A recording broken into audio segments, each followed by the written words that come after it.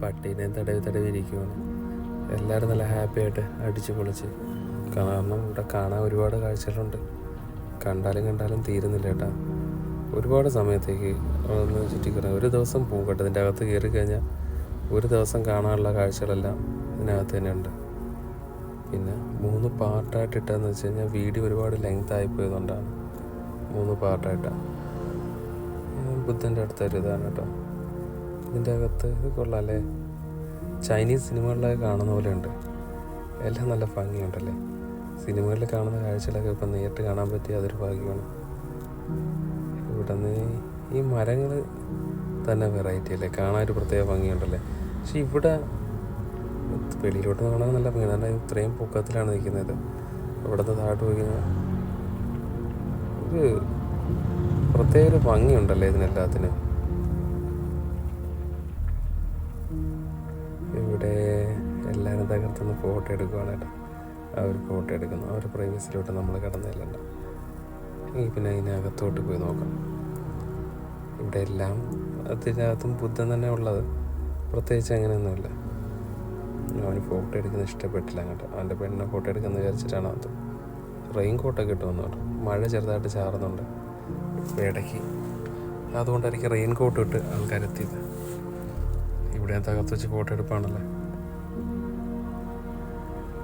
എല്ലാവരും തകർത്ത് ഫോട്ടോ എടുപ്പാണ്. ഇതിൻ്റെ അകത്തോട്ട് കയറിയേക്കാം. ഇതിൻ്റെ അകത്ത് എന്താണെന്ന് അറിയത്തില്ലല്ലോ. വെളിയിൽ തന്നെ പേടിപ്പിക്കുന്ന ആൾക്കാരാണല്ലോ നിൽക്കുന്നത്. ചെവിയും തോണ്ടിക്കൊണ്ടിരിക്കുന്നുണ്ട് ഒരാൾ സൈഡിൽ. ഇതാരുത്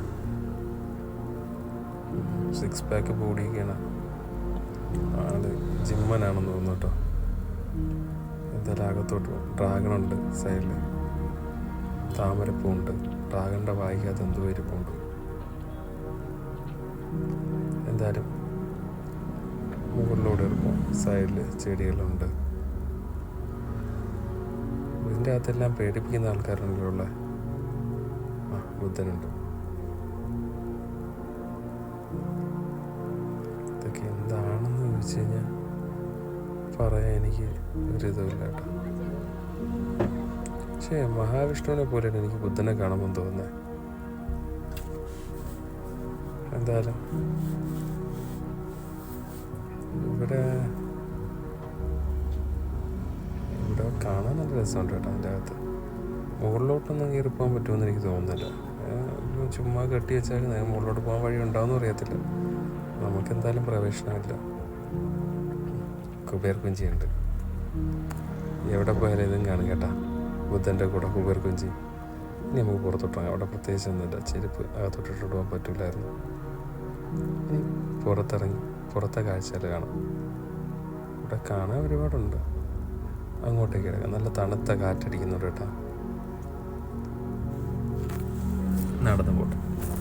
ഇനിയിപ്പം വേറെ ഇവിടെ സിംഹമുണ്ട്. ഇവിടെ അതും എല്ലായിടത്തും ഉണ്ട് കേട്ടോ. ഇനി അങ്ങോട്ട് നടന്നു പോയി നോക്കാം. ഇവിടെ നിന്ന് കാഴ്ചകൾ കാണാൻ സൂപ്പറാണ്.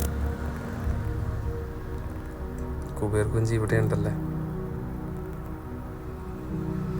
തൊട്ട് നോക്കുന്നു.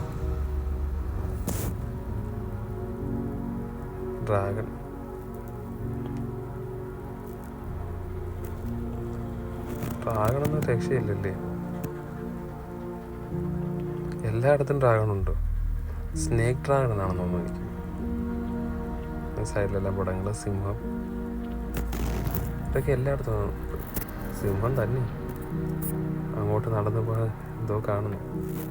എല്ലാവരും ഞാൻ വീഡിയോ എടുക്കുന്നുണ്ടോയെന്ന് തോന്നുന്നു. അവിടെ ചരിഞ്ഞുണ്ട്. എന്തായാലും നൈസിനൊക്കെ പോകും. കൊള്ളാമല്ലേ, കാഴ്ച കാണാൻ നല്ല രസമുണ്ടല്ലേ. ഇവിടെ നിന്ന് താഴോട്ട് കാണാൻ അവിടെ എന്തൊക്കെയോ ഉണ്ടെന്ന് തോന്നുന്നു കേട്ടോ. താഴോട്ട് ഇറങ്ങി നോക്കാം. ഒരു പാർക്ക് പോലെ ഉണ്ടല്ലേ കാണാൻ. അവിടെ പോയി ആൾക്കാരൊക്കെ ഇരിക്കാൻ നല്ല രസമുണ്ട് കേട്ടോ സ്ഥലങ്ങൾ.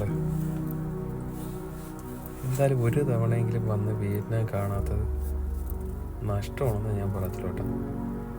ആണ് തലകത്തോട്ടിട്ട കുറച്ച് നേരം ആമക്കൂട്ടിനെ കണ്ടോട്ട് നടന്ന് എൻ്റെ അടുത്തോട്ട് വരുന്നില്ലേ നിന്ന് ഇനിയിപ്പോൾ അതിനെ പേടിപ്പിക്കണ്ട, നടന്നങ്ങോട്ട് പോകാം.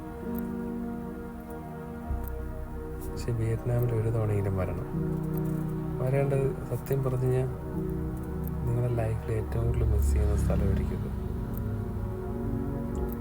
അത് അധികം ചിലവ് ആവില്ല, അതുകൊണ്ടാണ് ഞാൻ പറയുന്നത്. പൈസയും കുറച്ചേ ആകത്തുള്ളൂ.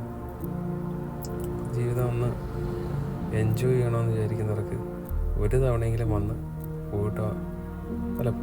പോകാനുള്ള സ്ഥലമാണത്. വന്നു കഴിഞ്ഞാൽ വീണ്ടും നിങ്ങൾ തിരിച്ചു വരും. അത്രയും ചിലവ് കുറവാണ് ഇവിടെ. വരുന്നവരെല്ലാവരും ഉറപ്പായിട്ടും തിരിച്ചു വരും. അവിടെ അകത്ത് പോയിരിക്കാൻ എന്ത് രസമെന്ന് അറിയും. ആമ വീണ്ടും എന്നെ കാത്തുപിടിക്കുന്നുണ്ട്, തലയും പൊക്കി നോക്കിക്കൊണ്ടിരിക്കുന്നു എന്നെ. ഞാൻ അടുത്തോട്ട് എന്നിട്ട് ഒരു അനക്കമില്ല കേട്ടാ.